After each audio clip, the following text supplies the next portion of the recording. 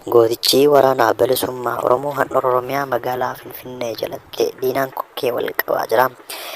Duulaa cichoomina kaayyoo jechuun torban lamaan dura duulaa waraanaa haaraa kan eegale waraanni bilisummaa Oromoo yeroo ammaa kana meeshaa gurguddaa waraanaa Abiyyi Ahmad irraa hiikkachuun Abiyyi Ahmaditti yaaddoo guddaa ta'eera. Erga sanyii nagaasaan gara qabsoo karaa nagaatiin hangale jechuun mootummaa faashistii PP'tti harka kennateen booda waraanni bilisummaa Oromoo duulaa cichoomina kaayyoo jedhuun loloota gurguddaa labsee lolee lolchiisaa jira.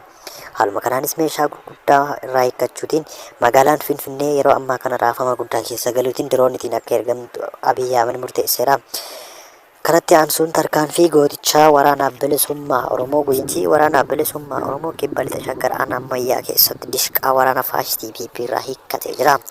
Gootichi waraana bilisummaa Oromoo tarkaanfii laalessaa waraana faashistii PP irratti fufiinsa duulaa cichoomina kaayyoon zoonilee waraanaa hunda keessatti fudhachaa jiruun injifannoo boonsaa galmeessaa jira.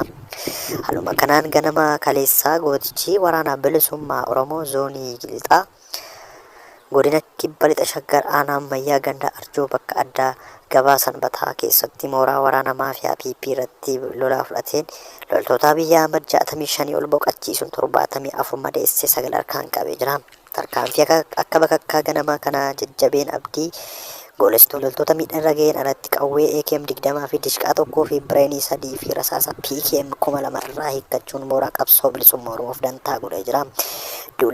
Duulli itti fufiinsa cichoomina kaayyoo kun waboo zoonii kibba bahaa keessattis jabaatee itti fufuun godina Arsii lixaa aanaa Heeban Arsii ganda ambaa godee sadee iddoo addaa Heebanoo jedhamutti Cibraan Jaalladhii Gammadaa barii barraaqaan diina gandicha keessa qubattee waraana hawaasa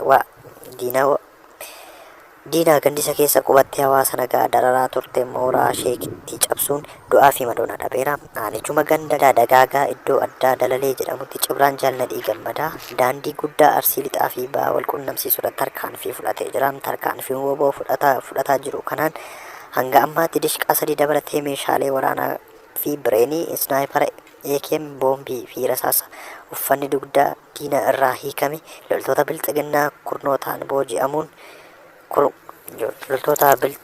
kumootaan booji'uun mooraa bilisummaa Oromoo injifannoo cululuqaa faayee jira. Yeroo ammaa kana gooticha waraana bilisummaa Oromootiin daandiin Itiyoo Jibuutis cufamee jira.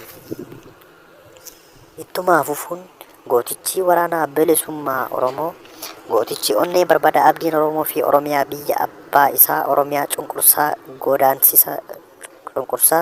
godaansiisa basaa irraa bilisummaa fi walabummaa goonfachiisuuf tarkaanfii loltoota leellistoota impaayeraa irratti fudhatu jabeessee jira. Tarkaanfii itti fufiinsa duula cichoomina kaayyoo amajjii 13 fudhachuu eegaleen zoonilee hedduu keessatti injifannoo boonsaa galmeessee jira. Haaluma kanaan gaddaa amajjii guyyaadheen gaddaa zoonii madda albuudaa godina Gujii bahaa aanaa sobbaa boruu ganda odaa kalaleetti loltoota faashistii PP 13 boqochiisuun 8 madoon dhabeera.